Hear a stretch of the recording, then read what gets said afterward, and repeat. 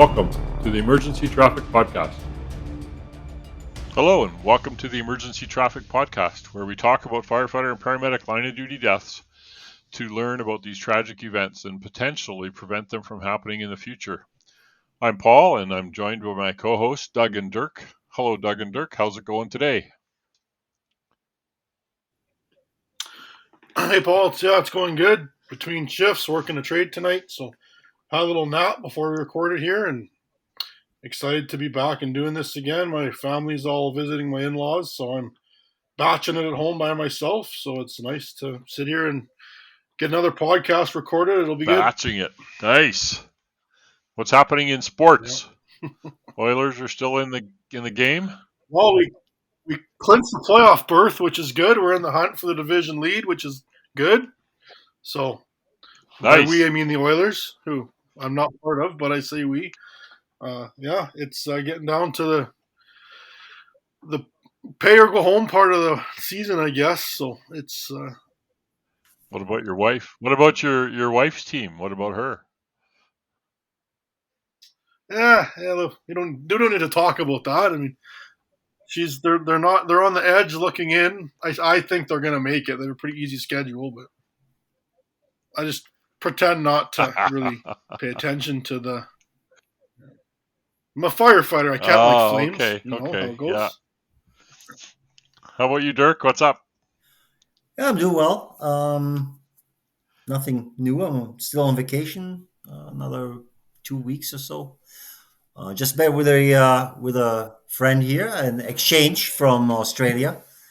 I always want to say exchange student, but they're not students. So right, firefighters. And she's leaving, I think, Monday or Tuesday. So she's last stretches here, meeting with everybody, and wanted to get home. So, but I think she had a really good time here in Alberta and made lots of friends, did lots of traveling. Kind of jealous, but I guess it's different when you are here for a year. It's kind of like a extended vacation, and other than immigrating, because then you have to work, and sometimes you don't have time to travel. So she's done amazing things. So kind of jealous.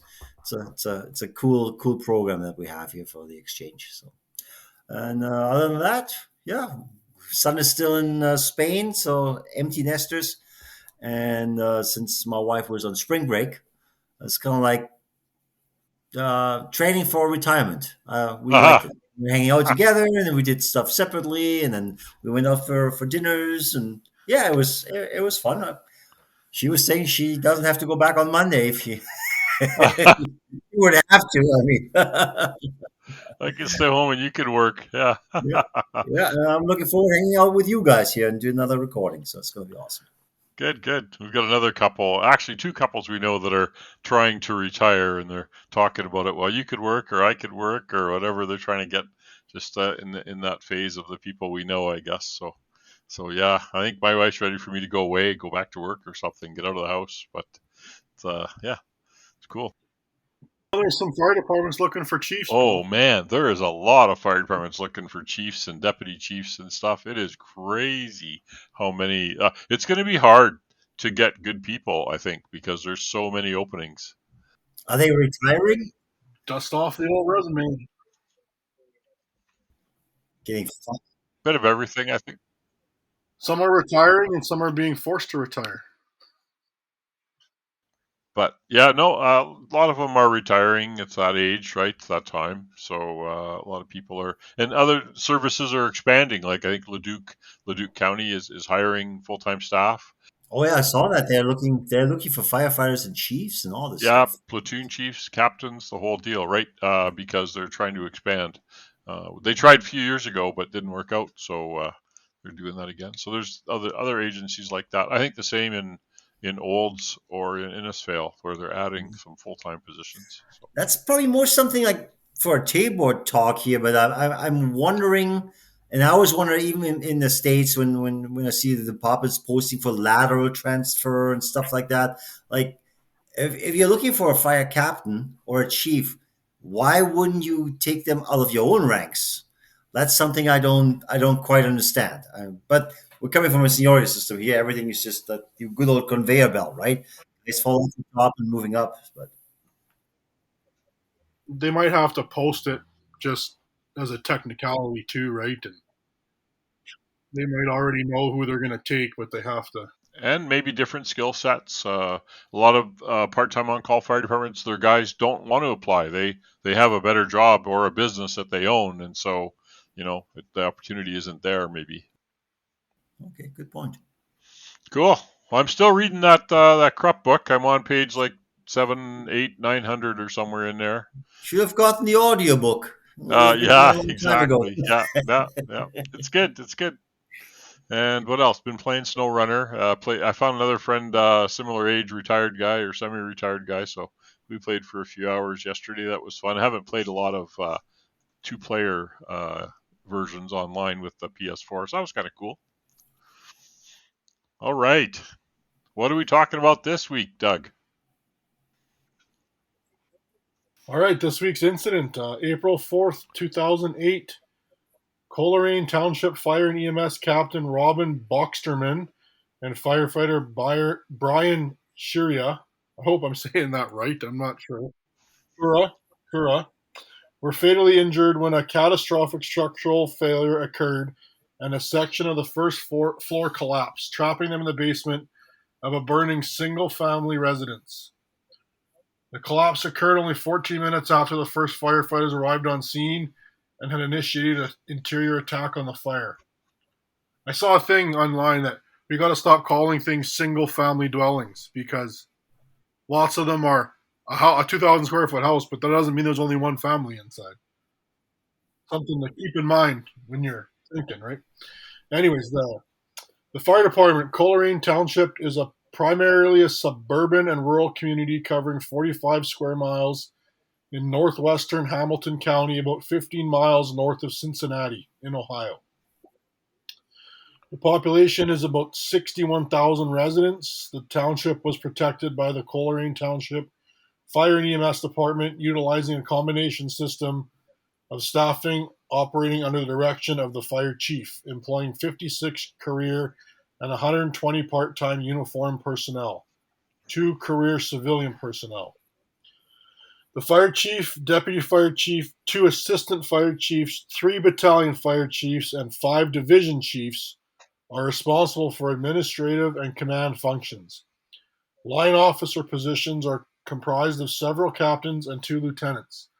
5 fire stations are strategically located throughout the township, providing coverage with 5 engine companies, 1 ladder company, 1 heavy rescue company, 2 tankers, 1 battalion chief, several reserve and support units.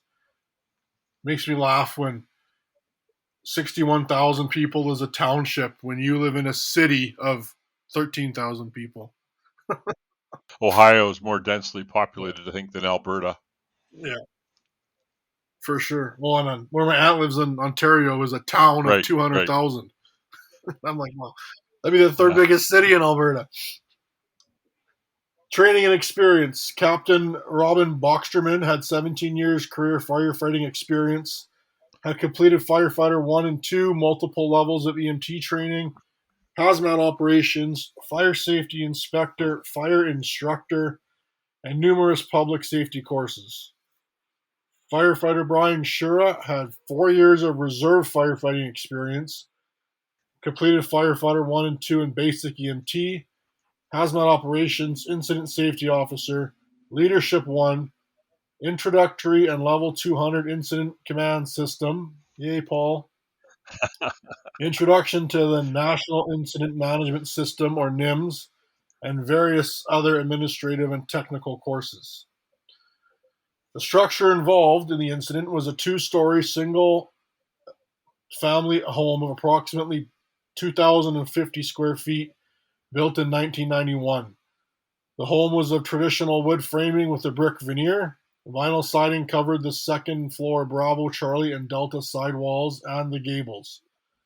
The gable roof was covered with the traditional asphalt shingles. The structure had poured concrete foundation with a finished walkout basement on the Charlie side. The first floor area that sustained the structural failure was comprised of 2x10 conventional wood joists on 16-inch centers with 3/4-inch oriented strand board as the subfloor and was covered with carpet. The home was near the bottom of a hill, resulting in a 450-foot driveway to the main street where a fire hydrant was located. Sounds like a pretty typical Alberta home. It's interesting they talk about a collapse because it's conventional wood joists. It's not like those OSB or trusses or whatever. It's actually wood like I have in my home. The home had natural gas forced air heat. During the investigation, it was noticed that the gas line, standard black iron pipe to the furnace, was missing some type of short connector. The upper section of the main gas line in the house was weighted down from the collapse.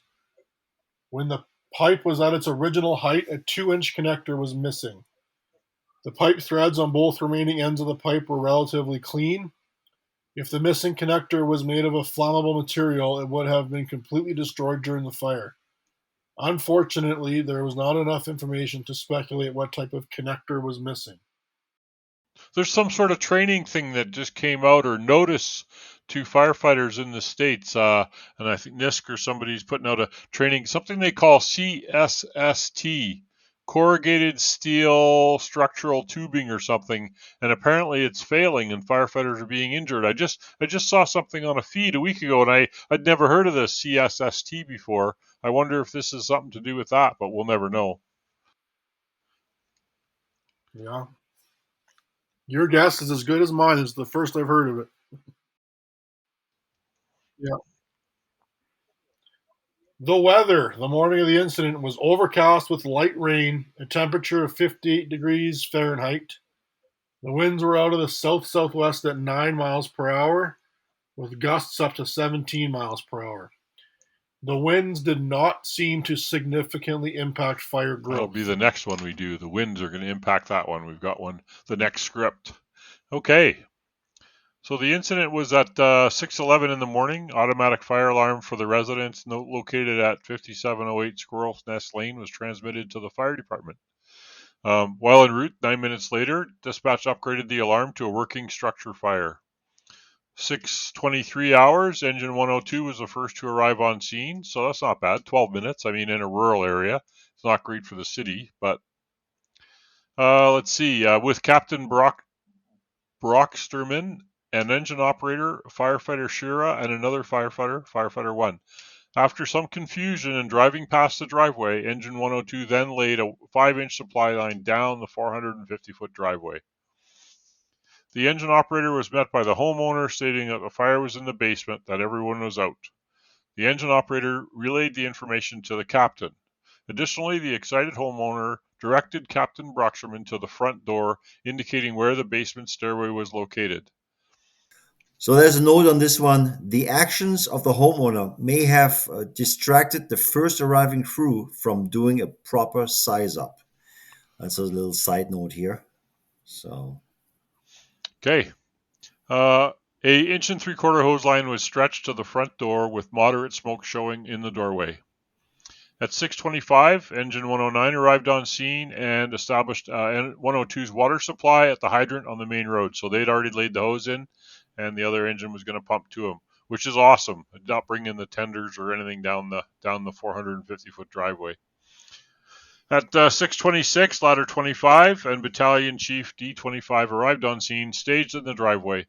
Battalion Chief assumed command. Engine 109's captain informed command that he could not assume taking accountability because he was busy with establishing the water supply.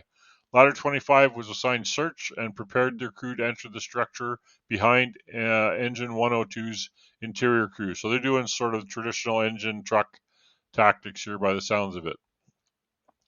Donning SCBA, Captain Brocksterman and firefighter Shira entered the residence, opened through the front door. After kicking out kinks in the 5-inch supply line, firefighter 1 joined the hose crew at the basement interior stairs doorway, so in the first floor to go down, sounds like. Captain Brocksterman made several attempts calling for water, but was not heard by the engine operator. The firefighter 1 radioed for water and was heard. Once the line was charged, both firefighter Shira and firefighter 1 took the hose line to the bottom of the stairs. They reached the bottom of the stairs, they both felt heat and saw a glow to their left. Needing additional hose line to advance, firefighter 1 went back up the stairs, passing the captain near the bottom of the stairs. as Firefighter 1 pulled out 3 feet of hose line at the basement door and then went to the front door to pull more hose line in through the front door. Ladder 25's captain and a crew member with a thermal imaging camera in hand went to the front door and pointed it down the hallway. The tick registered a white screen indicating very hot temperatures. Captain of Ladder 25 stepped inside the structure about 5 feet and could hear Captain Broxterman giving orders. The ladder captain backed out and went over to Engine 109's captain at the Alpha Delta corner. Both captains agreed that things were getting bad. Engine 102's crew needed to get out and to go to the Charlie side to make entry. Because remember, it had a walkout basement on the Charlie side. Ladder 25 captain went to the front door, yelled through his mask, and the captain of Engine 109 radioed Engine 102 at the same time to get out and go to the rear, but they received no response. This is actually a blue card scenario where you're supposed to look inside. When you do your 360, you see there's a walkout basement, fire in the basement, you attack it there first.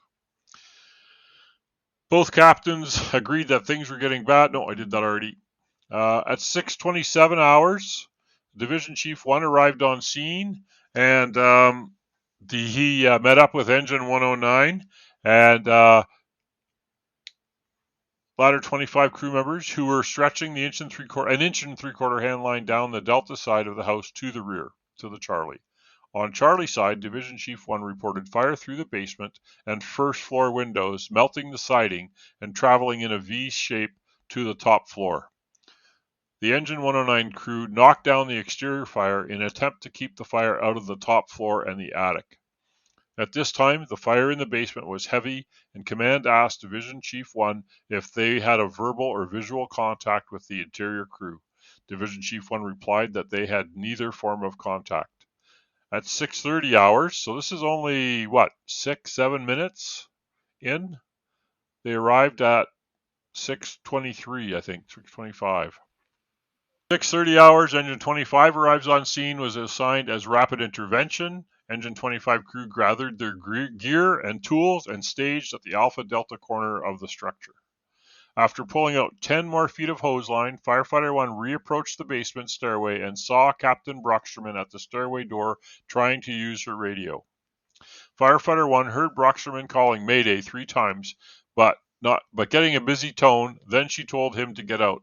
Firefighter 1 noticed a glow in the kitchen area as he turned to leave and assumed Captain Broxterman and Firefighter Shiro were following behind him. The captain from Engine 109 noticed smoke getting black, heavy, and pushing out the front door, requested command to evacuate the interior crew. Firefighter 1 exited the structure as ordered, but once outside, he realized his crew was not behind him, and he re-entered the fire structure to look for his crew. That is a terrible feeling. I've done that. It's like they're not there. Luckily, the guys came out, but feeling the heat and seeing the fire in the kitchen, he slid down the basement stairs on his bottle, but he did not find the crew. Realizing now he was alone, he followed the hose line back out. Firefighter 1 felt a wave of heat hit him in the back before exiting the structure. As he entered the front yard through heavy smoke, he reported to command that he lost his crew and that Captain Broxterman was trying to send a mayday. Command made several attempts to contact the interior crew with no response. At 6:37 hours, Command sent out a mayday and told Firefighter 1 to report to rehab. After Engine 109 crew knocked down the fire at the basement sliding glass door, the RIT entered the basement with tools and a search line to search for the missing crew towards the Alpha side of the structure. Other crews brought in more 1 3/4 and 2.5 inch hose lines to the rear to assist in fire control. The RIT reported finding the hose line at the bottom of the stairs, but no crew. Division Chief 1 thought he could see a sagging structural beam and ordered RIT to evacuate. After determining that it was ductwork and not a beam, the RIT went back in. At 6:43, Division Chief Chu arrived on scene, was assigned as accountability officer, staged in the front yard. At 6:44, the fire chief arrived on scene and took over fireground operations on radio channel 11 while command handled the RIT operations on channel 2. 6:45 hours, Engine 26 arrived on scene, was made a second RIT crew. Division Chief 2 met the Engine 26 crew and told them to search for the missing firefighters. As they followed the hose line into the basement, the captain of Engine 26 noticed an 18-inch burn in the right side of the hose line, 2 feet from the nozzle. 6:50 hours, 3 additional chief officers arrived on scene, were assigned accountability, Side Alpha officer, Side Charlie RIT operations, respectively. The second RIT returned to the first floor. They encountered the first RIT, and after a brief face-to-face, Engine 26 captain noticed a collapsed area of the Bravo Charlie section of the floor in the family room. As they noticed a blue flame in the kitchen area of the collapse zone. At 6:54, the RIT radioed a possible gas-fed fire to command. Yeah, and we got a note here, Paul and Doug. The fire structures utilities, both gas and electric, were not shut off or cut until approximately an hour after the fire department's arrival. So that's something that might have, and you mentioned it right at the beginning of the podcast, there might have been a gas line that fed that fire, which would explain the extreme heat that the fire felt, Right, yeah. The RIT crews went to investigate the debris in the area of the basement. At 7:08 hours, after moving some debris, Captain Brocksterman SCBA was exposed near the Bravo Charlie corner of the basement. So it's they were talking Delta corner, so they're completely the other side. It's to the left of the front door, I'm guessing. It was determined the captain was dead on scene, and the crew to not move the body. Command was informed the location of the body, and after some discussion, Captain Brocksterman was placed in a Stokes basket. At 7:29, upon moving Captain Brocksterman and some more debris, firefighter Shearer was located underneath Brocksterman. Firefighter Shearer was also dead at the scene. It is believed that upon being driven out of the basement by the rapidly deteriorating fire and high heat, both Captain Brocksterman and Shearer became disoriented upon reaching the top of the basement stairs. Rather than exiting the structure by following the hose line back to the front door, they instead turned in the direction of the family room where the collapse then occurred. Both firefighters were found in the basement directly below the family room and were pronounced dead at the scene. According to coroner's reports, the cause of death for both victims were burn and inhalation of smoke and superheated and noxious gases. Second, third, and fourth degree burns covered 100% of their bodies and the tracheal lining. Fire inspectors determined that the fire was caused by an electrical short in a fan located in a small cedar closet used to cultivate orchids located in the basement. The fan was located in a small cedar closet along the Charlie wall, about 14 feet from the Bravo Charlie corner. The fire extended up the Charlie basement wall. The first 2x10-inch floor joists were directly impacted by the fire and heat. Firefighters exited the basement from the heavy smoke and heat by way of the basement stairs to the first floor. On the first floor, Captain Brocksterman tried to transmit on the radio and informed Firefighter 1 to get out, and he exited the structure alone following the hose line. It can only be assumed that they became disoriented, felt that the quickest escape route from the heat was diagonally across the room to the atrium door. The path was above the seat of the fire, which had damaged the structural integrity of the floor, collapsed, causing both of them to fall in the basement. Wow. Just went the wrong way. Why didn't you follow the hose line? Yeah, it's interesting because firefighter 1 went up, followed the hose line, came down to check, went back up and didn't get lost, and they must have just lost the hose line at some point. I wonder if maybe there was like a loop in the hose line, Right at the door. like in the door and then back to the stairs or something, right? That's where you don't bring loops into the building. Yeah, that's something to learn from for sure. We'll see. We got the findings here. So there's quite a few. So the area of fire origin had no finished ceiling, which exposed the floor joists and the underside of the floor decking to direct fire impingement, causing rapid deterioration and failure of the flooring system directly underneath the main level family room. And you were saying it's an old structure with good old 2x10, but even they burn. It's amazing though. I mean, because if it was like OSB trusses or something, it would have went a lot faster, probably. Way faster, yeah. But they should have even been there, right? They were in the basement. They were basically safe unless it collapses on top of them. But they left because of the heat.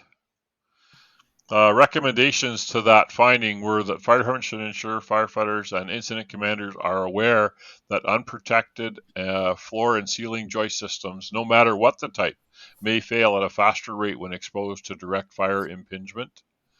They also say that fire departments should give consideration to the development of early identification systems that to provide pre-incident information, i.e. dispatch or signage on buildings regarding building construction features and materials. I don't know. I mean, there's so many different construction materials now. I don't think you'd ever get a handle on it. I mean, now we're seeing OSB studs in buildings, and we're getting this all wood buildings too. So, I don't know if that you could actually get ahead of that.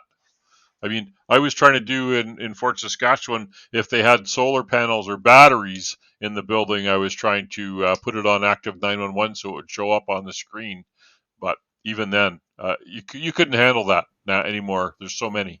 Yeah, you see this with we always use like just like that. I always use the New York as the example. There, they have so many battery fires lately. Like they are mobile, they're bikes, they're scooters, right? So really, like things change. Like occupancy, as Doug said, occupancy changes, right? Is it a single family home, or are there multiple families in that single family home, right? So yeah, I don't think signage would be so hard to keep up on a fire prevention side. Yeah. Recommendation. The next one talks about sprinklers. On recommendation 3.1A, where it says that firefighters should ensure that they know that there's unprotected floor ceiling joist systems. How do you know that when you're at a house fire? You know, like sure, it'd be nice to know that, but how do you know that? It's probably full of smoke, so you can't see the ceiling anyways when you walk in. So unless it's no fire department does a pre-incident plan of a private dwelling, right? So how do you know that, right? How is that a pertinent recommendation, right? The first recommendation just says firefighters should be aware that if they're unprotected, they may fail early. The second recommendation is about the identification, which we all agree there's no way you could manage that in a modern North American community. The third one, of course, is building codes that recommends residential sprinklers. But I mean, that sprinklers weren't the problem here. Sure, sprinklers would have held it. But if the ceiling had been finished in the basement, that probably would have protected the floor joists. Like they've done tests, and if there's drywall there, whatever kind of floor joists, they last. But it's an unfinished house, right? Which there's lots of them. I mean, Doug, is your basement finished? I was just going to say it's super common to have unfinished. My basement's unfinished. Like it's very common. And I guess that, to go with this recommendation is you almost should just assume it's unfinished until you know that it's not, maybe, or just when you're going to a private dwelling fire, just have it in your mind that yes, unfinished structural elements may be exposed to fire and collapse sooner, and just think, well, this might / probably has it in there, so keep it in mind, right? Okay, so the next finding was that the Engine 102's officer misinterpreted the street map information, which significantly hampered their effectiveness and response time. Sure, I don't know, a couple of minutes. Maybe they had to back up, and they did take a line in, which that delayed them too. And they didn't, if they ran off tank first, I'm not sure. Should they have taken the line in, laid the line and went in, or should they have just went in cold with the tank and let the second engine pull a line out from them to the street? I don't know. You can drop the high vol, just don't worry about it. You drop the high vol, and then you don't worry about the next incoming engine can take care of that. And yeah, absolutely. I mean, what do we carry 500, 750 gallons around with us? Like Chief Isaacson's always saying, is the hydrant for us or is it for them? Because if the hydrant is for us, then the water is for them. So you want to charge the line, get quick water on it, right? So, yeah, I'm not sure if that would have prevented that, but I mean, it's time. You're wasting time, right? Yeah, training. And it's not like missing a driveway or misreading a map or whatever is like a super uncommon thing, right? Like the time that it took them to be like, oh, that's the driveway, back up, turn around, is no different than like a couple red lights or the fire hall being 2 blocks farther away from the fire, right? Like it's Yeah, I mean, there's lots of apps out there. I am responding, Active 911. There's more that help you find the addresses, but they're never super accurate. Oh, did you read the recommendation? Like the fire department should require the training and utilization of pre-incident action plans to enhance tactical decision making during incident operations. Again, does this actually affect that outcome? I doubt it. But the next one, uh, Engine 102's officer failed to properly analyze the scene by not performing a 360-degree size up. We never heard that before. To determining an overall strategy and implement safe and effective firefighting techniques. I'm guessing they're talking about, well, there's a walkout basement. You might go in from that side because then you're fighting, at worst case scenario, fires above you. You got a basement fire. Different tactics may be required. Yeah, exactly. This is a typical. to me that's the big one on this whole incident is they should have went in from the open basement side instead of trying to. Now, I mean, according to why they died and what happened, it had nothing to do with the fact that they were fighting their way down the chimney, other than when they decided to like we got to get out of here, they would have been going out a different way, right? Yeah, they would have if they would have gone in Charlie's side basement and they had to get out, then they would have fallen through the floor. They might have gotten lost within that fire, but I think the outcome would have been differently because there was no fall, there was no collapse for them down there. So, yeah, that's 360 is a big one, especially on walkouts, and that's where know your area comes in too. If that's at the bottom of a hill, you would expect that, right? Yeah, yeah. And the next one we're going to do is a similar situation. So the recommendation, of course, was fire department should develop and ensure standard operating guidelines that require first arriving personnel to perform a complete scene size up is conducted before beginning firefighting operations, should incorporate a fourth benchmark into their incident management system that indicates that a complete initial size up has been accomplished.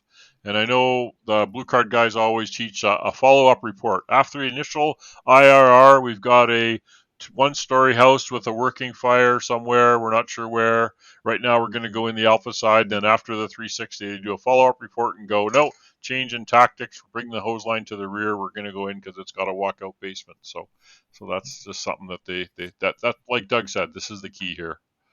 Yeah, so finding number 4.3, Engine 102's personnel entered the building with knowledge of working fire conditions without the charged hose line. Again, they were fighting the fire. They finally got.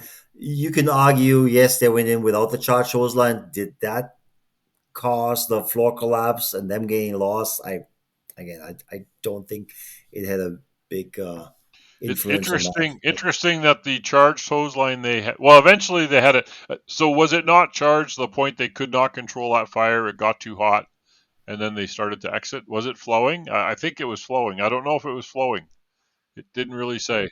They didn't say at all, but it's also the delay came probably because they were waiting for a hydrant supply, right? Well, he called on the radio for water, and it didn't. They didn't hear. She called on the radio for water. They didn't hear. Firefighter 1 relayed it when he went up to get more hose. That can charge the line now. So yeah, you went into a basement fire without a hose line, without Yeah, I water. don't think they go into great details there, but the delay could have been just because the pump operator was taking care of the water supply, so he might not have paid attention to the radio. Again, we have so much water on board. Charge the freaking line first thing, and then worry about your water supply. Yeah. So and it just says. Yeah, I don't think there's ever a situation that the fire attack crew should be going into the building that's on fire without a charged hose line. And I think it's okay for a search and rescue crew to go into a building without a charged hose line, but they're also depending on the protection of the fire attack crew with a charged hose line. So if you're the fire attack crew without a charged hose line, now no one's protected and things can go bad, right? And you don't want to get to the fire and have realized at that time that there's a kink in your line or there's a problem with your hose, your nozzle, or whatever, right? You got to get that all figured out at the door before you absolutely, go yeah. in. Exactly. Well, and what if you open the door and there's fire that kicks you in the face? And everybody's trained that way. Everybody's trained. Burp your line, bleed your line, make sure you got water before you open the door. So how did that not happen here? I don't know. I could understand maybe a little bit if it's like, oh, we showed up to nothing showing, so we brought a dry hose line in and whatever. But this says here that they had knowledge that there was a working fire. So if you have knowledge that there's a working fire, yeah, like you should have Yeah. Or there's people missing. Like you got reports of people inside. That's when your adrenaline shoots up a little bit more than already. So you might drop the ball on waiting for a charged hose line. But we're just saying that the fire attack team should have a charged hose line. You're not search, but Yeah, I can see you if you're running in to make a quick grab and you don't take your hose line because conditions look pretty good. You can justify it then, but here it's hard to justify. So yeah, like we said, this department sounds like they have traditional East Coast, air quotes, I'm doing East Coast engine and truck work, where I think if the truck's coming to do the search and rescue, then the engine should have their hose line. They're not, the truck's coming to go make that quick grab. And even if somebody's in there and you're the engine, one of the safest things you can do is put yourself between the fire and the victim and keep the fire away from them, and then get on the radio and say, hey, truck, go down the hallway to your left 2 doors. There was a victim there. We got the fire. You know what I mean? Like, you have to stay, especially in this system where engines do engine work, trucks do truck work. You have to stay completely disciplined on your task or everything falls apart. Yeah, so it talks. The recommendation simply was to written policies and procedures and provide continual training that address entering buildings with charged and uncharged hose lines and when you would or wouldn't, right? no backup attack line was deployed following the entry of Engine 102's interior team into the building. And that should be fairly early on, right? We always train people to have a backup line, preferably on a different hose, not at a Y. But it's not. At least you have a backup line of some sort, and that's what they say here. The recommendations is they should deploy a backup hose line as part of the initial fire attack. We're going to talk a little bit more about this when we do that tailboard about the 5 common factors, and a lot of times it's the initial crews that get into trouble and the initial time. That's where we're making our mistakes. It should be, in my opinion, which is only my opinion, clockwork that the second new engine establishes a water supply if it's not already established and stretches a backup line. Done. Boom. Every time. That's your job. Yeah, you can always, if you don't charge, if you don't need it, load it back up. But if you don't have it when you need it, then you lose valuable time, right? And that should be your predetermined job with, there's always audibles called, right? There's always, but like stretching the first charge line, having a search team, establishing a water supply, and stretching a backup line are like the 4 things you need to do at every fire. Like, it has to be done. That's the leads into the next finding, really. Yeah, so next one is interesting. During the incident, there's an anecdotal evidence that suggests that the Engine 102 firefighters led the company officer instead of the officer leading the company. It's interesting because there's no recommendation on that one, and it's anecdotal, but maybe it's something systemic within the department that something like this happens. It might be lack of experience for the officer. The firefighter thought, hey, let's do this. Because apparently she's trying to call a mayday, which the other firefighter witnessed. So you think she's on the way out, and suddenly they ended up somewhere else. So maybe the firefighter the deceased firefighter was known as a strong, headstrong character that maybe there was some disagreement, and he's just like, Cap, let's go this way, and then they ended up the wrong way. I'm not saying that they tried to blame the other firefighter there.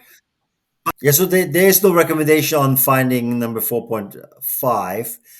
Finding 4.6 is crew integrity was compromised by the personnel of Engine 102 during the incident. Upon attempting to exit, both Captain Boxerman and Firefighter Shearer became separated from the hose line, possibly causing them to become disoriented. Well, obviously, not possibly. Yeah, and that's always a problem. Like the first one or two people in are often the most disoriented because you're following your nose kind of, right? The third person that went up and down a couple times to go get more hose, they know the layout already because they've been through there. We saw that in the Cologne incident, Yeah. Dirk, where the one firefighter got caught up with his rescue rope and and couldn't get out, but the other firefighter knew his way and was helping people in and out of the basement and the lobby all the time because he'd been up and down a few times. So that's probably, if they would have stayed together, yes, but at the same time they needed more hose. Who was going to give them hose? Yeah, and if they stayed together, then they might have had 3 fatalities. And the next truck didn't, the next engine wasn't there to push their hose for them, which that's a bit of a problem right there. Yeah.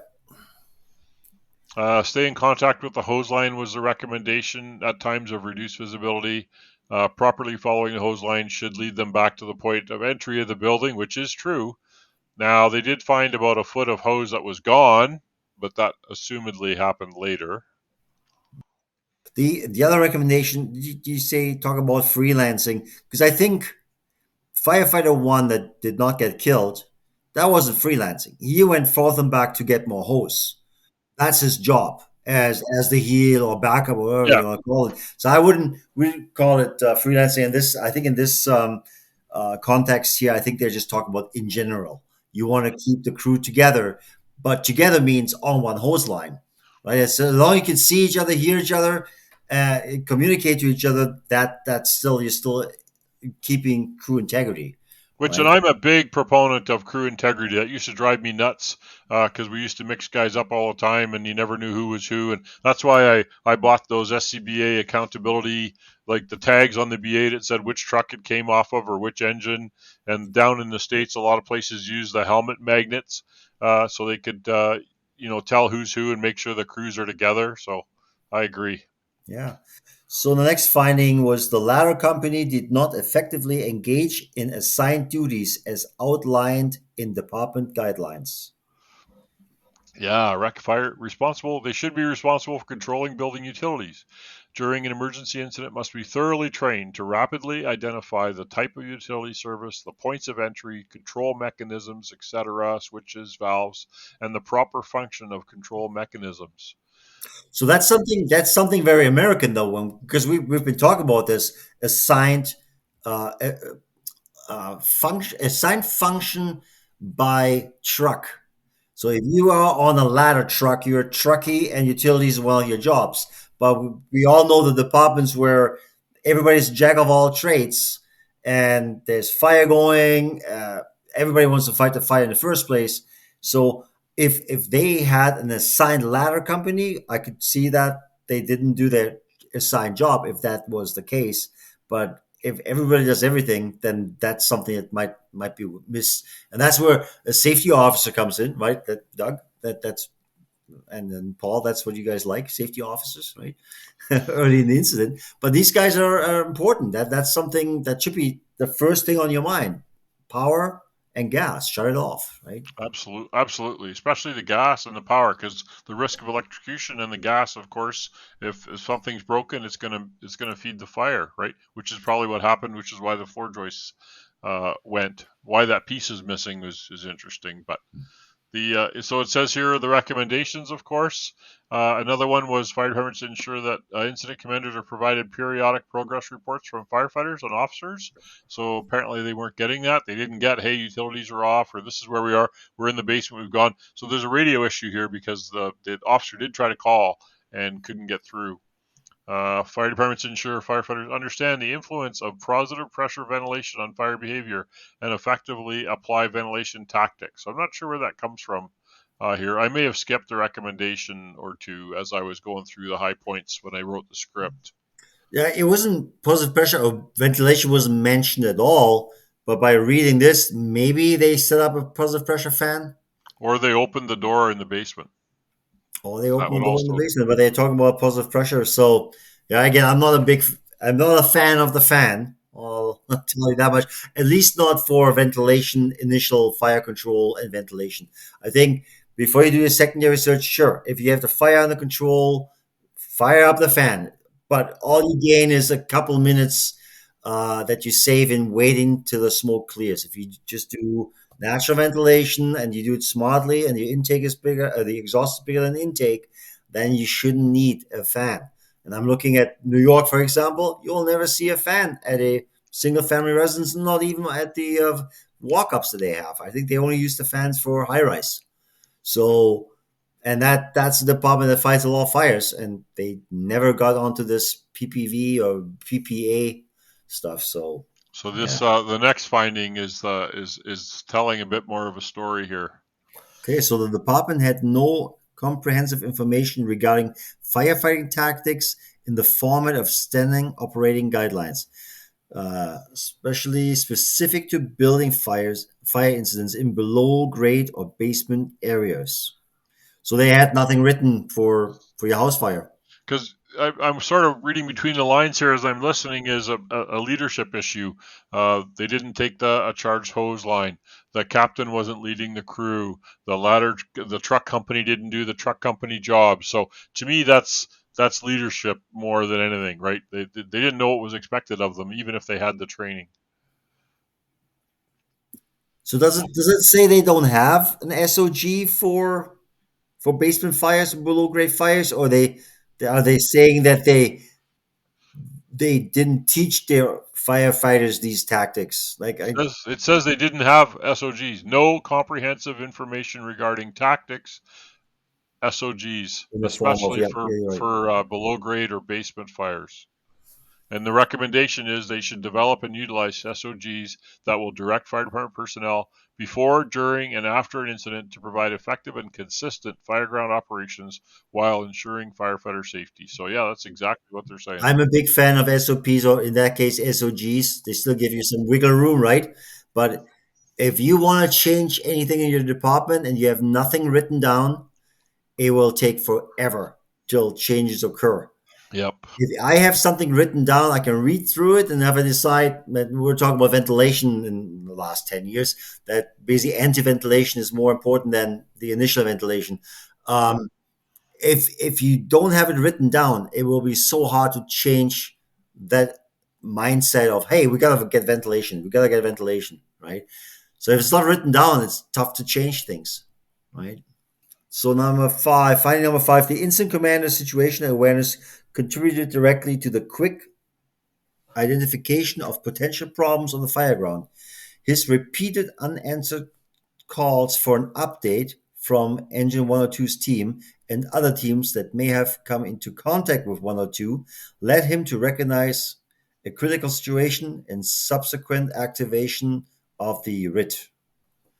So that was good. They did quickly activate RIT, and RIT went looking for them, didn't find them initially because they were under the collapse section, and they had a second RIT right away, which was also quite good. So it did note here that the department should ensure continued incident command training in the department's command simulator is completed by all incident commanders and company officers. It says in here somewhere, maybe I didn't put it in, is this department did have an advanced incident command training simulator at their training grounds. And they're attributing it to the rapid recognition of the problem situation, basically. Okay.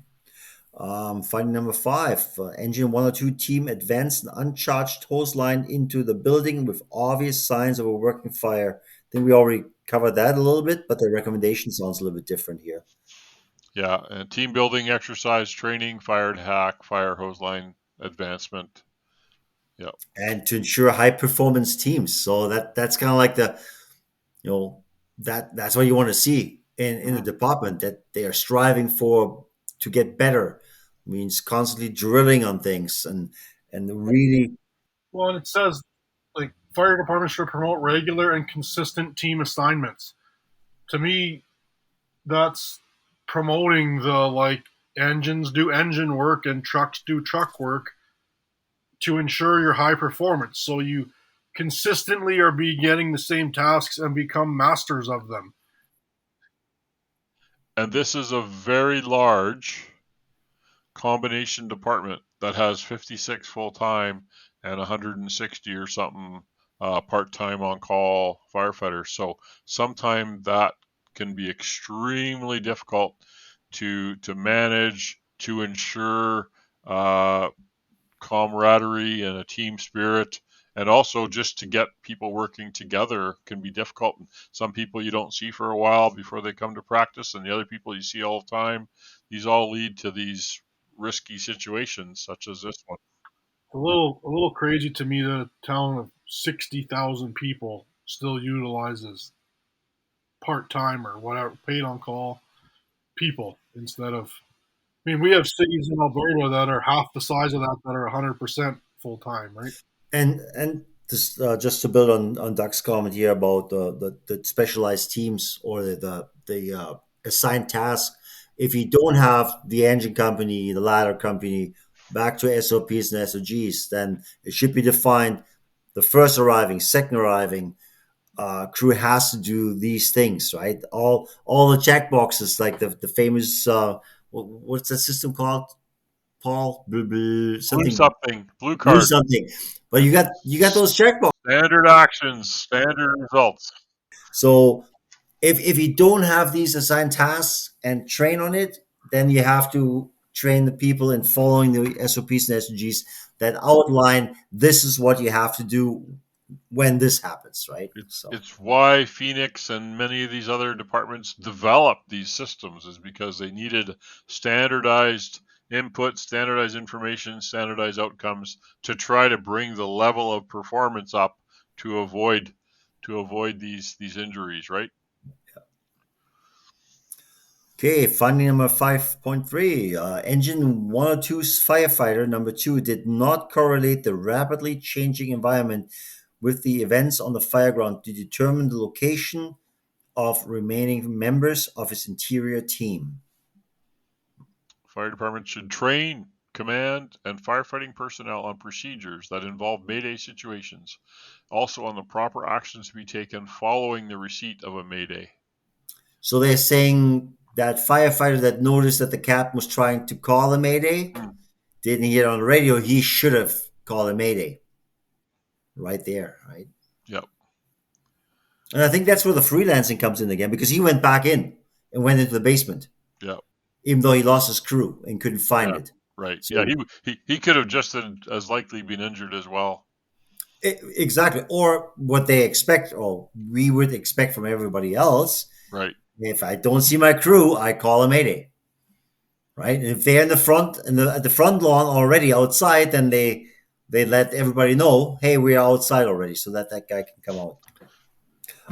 Engine 102's officer was in charge of the incident initially, but did not indicate the command process according to department guidelines by means of initial radio report. So she didn't do an on-scene radio report. Yep. And established command. Okay. Recommendations. An effort to clearly communicate all incident command decisions that can directly affect the safety of en route and operating on an incident scene relative to the on-scene radio report. These decisions include whose command, mode of fire attack, declared strategy, etc. That initial radio report, that's really what Blue Card teaches, radio discipline and radio report, so that everybody knows we're all on the same page, right? It's all about communication. That's the whole ICS principle, is communication. Well, and people need to recognize and remember that, like, even if in your system the battalion chief's always command or a certain person's always command, if you get there first, you're in command until they get there, right? Like, just because, I'm on an engine and I usually go on fire attack, that doesn't mean you're going on fire attack and nobody's in command. It means you're going on mobile command, also doing fire attack, until somebody else becomes command. Like, from beginning to end, somebody's in command. Exactly. And then there should be a proper change of command as well, right? So, Okay, so there's three findings. I'm just going to read through them and we can talk about them. So during the initial stages of the incident, the incident commander, there was District 25, I think, was operating with very limited command support in which to manage fireground operations. There was a concerted effort exhibited by the incident commander to track and locate Engine 102's interior team when his situational awareness indicated that he had a possible missing firefighting team, and there was a potential for the incident commander to become rapidly overwhelmed and overloaded as the event on the fireground and conditions deteriorated. And right there it says, and we've had this one so many times, the recommendation: ensure adequate numbers of command support staff are available to immediately respond to emergency incidents and support positions within the incident management system. So basically, we're talking about a fit here. Yeah. Oh, absolutely. Fifth chief's aide, yeah. More than just the driver. They're not just the chief's driver. They have other things to do, and it's up to fire chiefs to convince administrators why they got to spend money. But how many times have we seen it where the lack of a fit, the lack of a chief's aide, has contributed to the complexity of the incident? Sure, but like when you look at it from the person that's cutting the check for the fire department, right? If you're gonna, if you're, we cut this 4-person engine company, or we get rid of these 4 chiefs drivers. Which one are we going to get rid of, right? And that's why I say it's up to the fire chiefs in the world to really convince administrators why. Well, you can't cut either one. We need both, and this is why. Or you send more chief officers to the incident right from the get go. Then you don't just send one, then you send 2 so they can work off each other, right? Build a couple less bike lanes and have a couple chiefs aides. Whoa, Calgary does that? What? Okay, so there's a few more findings here, and again, just so the initial location of the command post did not provide a tactical advantageous view for the incident commander, where the overall incident could clearly be monitored. Due to the incident commander's composure, self-control, and self-discipline, he was able to effectively manage the initial Mayday operations as well as the firefighting operation. No incident safety officer was appointed by the incident commander. The personal accountability system was comprised and resulted in a significant delay in the incident commander's ability to provide a rapid accountability of personnel when Engine 25's FAO was permitted to reassign himself from executing the responsibilities of the accountability officer to assume a position with RIT 25's team. So he self-assigned himself. Self-assigned himself. Change his role to RIT. Fire departments should ensure incident commanders and personnel who are assigned supervisory responsibility for tactical level management unit that involves multiple companies or teams under their command should have assigned person or persons to facilitate ongoing tracking and accountability of all assigned companies. Yeah. So they're basically saying like Fire Command did a great job in certain areas when it came to the Mayday and stuff, but then again there was no safety officer assigned. Accountability was a little bit lacking. Yeah, just train your officers better, I guess. Chief officers. Chief officers, yep. Stay focused. Do your job. It's all the way through this whole thing, though. Stay focused. Okay, I'm fire attack. I need water. I'm a ladder company. I need to do utilities and look for exits and that kind of stuff, right?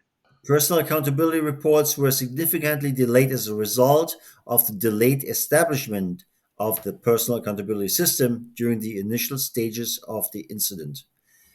That was something you mentioned Cologne there that came out of that incident. That accountability system is very important, and somebody has to take care of that right from the get go.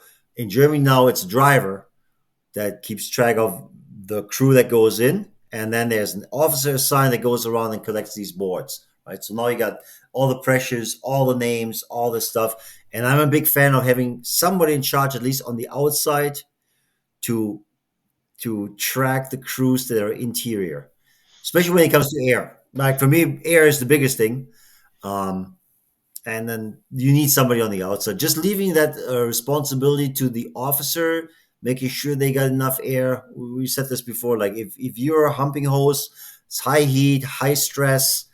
All you want to do is put the fire out. You're not looking at your heads-up display. You're not.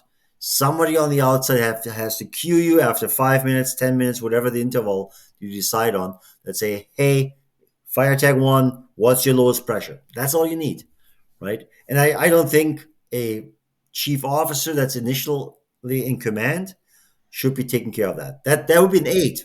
Like your chief's driver, your 8, could be doing that, right? And many of these are somewhat repetitive, so we don't have to go through them all. SOG compliance, personnel accountability, through training officers and simulations. You need to do realistic simulations, right? We've talked about that before. I see the number 8 there. Yeah, number 8 is the communication center failed to update responding units in an acceptable time frame of an actual working fire in the basement. Well, it doesn't really matter if it's in the basement or it's in the attic. Like they need more people because it's an actual working fire, so it's a confirmed fire. But that should have been the first arriving officer should have called a confirmed structure fire, which whatever procedures they have would lead to more rigs getting sent there, right?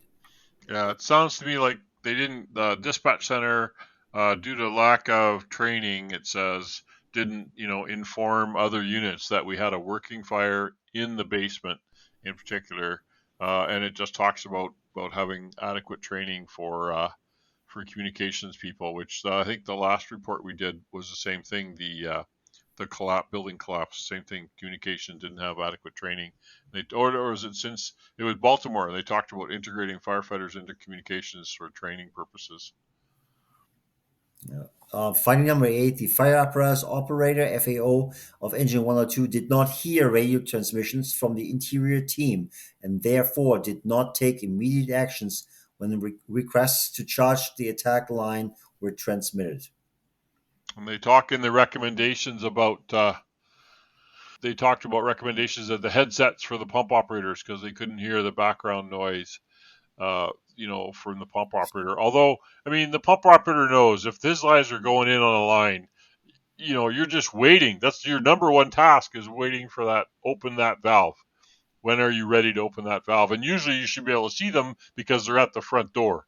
Okay, charge the line, we'll make sure there's water, no kinks, etc., and then they'll advance. So that's training and preparation and doing sets and reps, as Blue Card calls them. Just do it over and over again to make sure you get it right. I remember one of my battalion chiefs in Rocky there said, I don't care what it takes. Every alarm, we're laying a line. We're pulling the pre-connects because the guy's got to practice pulling the pre-connects and stretching the hose. And, I couldn't really disagree with them. Although with part-time on-call guys, they'd be upset if they had to re-rack the truck at every call. But it is a good way to get used to pulling hose. Oh, absolutely. There was a substantial time delay while communicators from the HCCC notified neighboring Butler County Fire Departments of Colerain's request for multi-aid to the time of arrival of fire companies at the incident. There's your auto aid, right?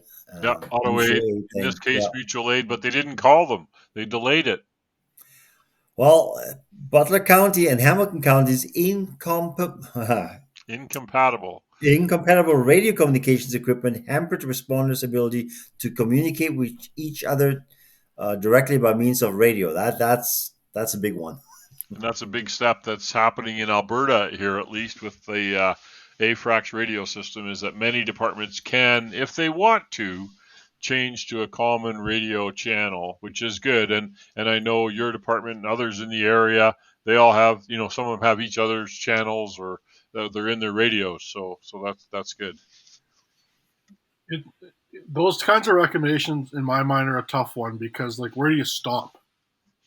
Right? Like, if fire department A and B need the same radio, well, then C and B need the same radio, and D and C need, like, where you have at some point. But that's why Alberta has. If you want to get on the shared system, you buy it. But I'm sure there's fire departments in Alberta that are close to the border with Saskatchewan that work together. Well, And that's my whole. It's like the auto aid thing in the Sun Valley. Like eventually, there's a line where we don't call the next department, we call this one. Doug always finds the loophole somewhere, right? But he's right. Like, I'm just saying, like, unless you put like North America's all on everybody's run card and North America's all on the same radio system, then eventually you're going to have this problem where side by side fire departments can't talk to each other. It's just the reality. But you have, maybe my point is, you have to figure out a way to get around that. Whether it's like your chief and my chief are joined at the hip and we don't leave and we figure it out from there, or whatever. That it's.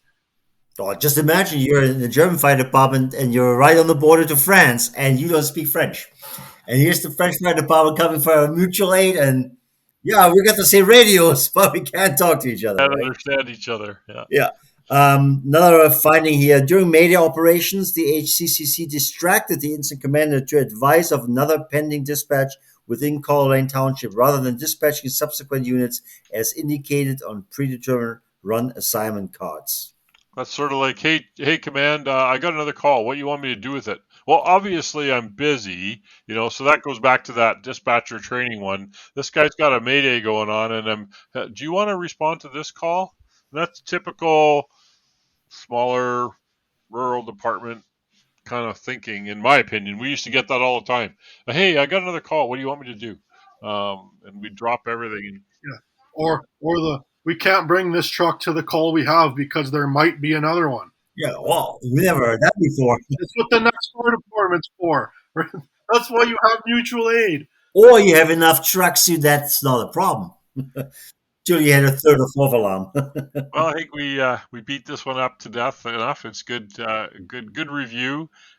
Terrible, unfortunate incident where they actually went back upstairs, made it upstairs, turned the wrong way for some unknown reason, didn't follow the hose line to the front door, didn't have a backup crew in the front door to guide them either, which, at least that should have happened too. So a whole bunch of leadership issues here, SOGs, etc.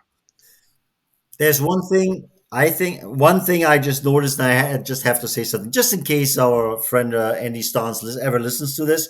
But the thermal imaging camera was mentioned by the ladder crew that scanned the hallway, and they got a white screen, which means it's very hot. And I'm doing the exclamation marks here, very hot, because that is not the case.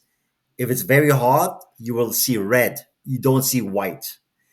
If you see a white screen, it is not hot. It's this, your lens is covered with soot, water, like any products of combustion that hit your lens, and it creates a shield. And then the camera is trying to read that surface, because thermal imaging cameras read surface temperature. They don't read gas temperature. Right. Yeah. Put it to the floor. Put it to the floor. Does it still look hot? Or to the wall? Or yeah, it's very dear to me to mention this all the time. If people do it wrong, you want to scan from low to high, low temperature to high temperature, live fire layout, right? If you see white, wipe your lens. Right? It had no influence on this. I don't think so. No. But I was wondering why the ladder company has a tick, but the fire attack team didn't have one. Fire attack would have had a tick. They might have found their way out. Yeah, and that wasn't mentioned. It wasn't mentioned that they didn't bring it or had it and didn't use it. So yeah, this is not a NIOSH report. So I didn't review the NIOSH, so maybe I should to see what it says. It might have been a money thing, right? You get one tick in the department. You got one ladder that goes to every fire. Yeah, and ladder does search. So, and whoever does the search needs the camera more than the people with the water, right? That might be, yeah. Okay. Thank you for listening to another Emergency Traffic Podcast. We appreciate your interest and hope that you find these interesting and somewhat informative. Give us a star on your apps that you use to listen to these. They mean a lot to us, and they also help the algorithms to learn, for other people to learn about our podcast. It's slowly growing every month. You can follow us on Twitter at Podcast Traffic or our Facebook page, and you can email us at the Emergency Traffic Podcast at gmail.com. Let's be safe out there. See you at the big one. Bye-bye.